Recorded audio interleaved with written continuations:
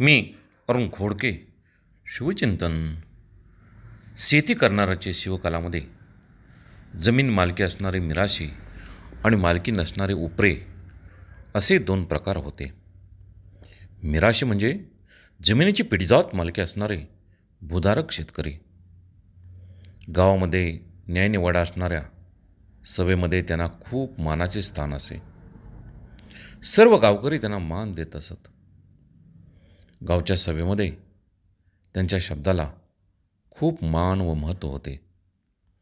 उपरे शेतकरी म्हणजे जे स्वतःच्या जमिनीचे मालक नव्हते, अशा शेतकऱ्यांना गावातील सभेस येण्याची परवानगी असे. परंतु त्यांना चर्चेमध्ये भाग घेण्याचा अधिकार नव्हता.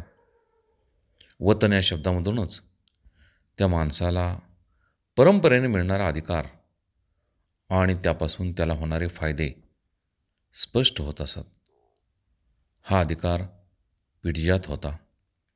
वतनदारी पद्धतीमध्ये परगण्याचे सर्वोच्च अधिकारी देशमुख देशपांडे यांच्यापासून ते गावामधील पाटील कुलकर्णी या अधिकाऱ्यांना राजाकडून वतन मिळत असे.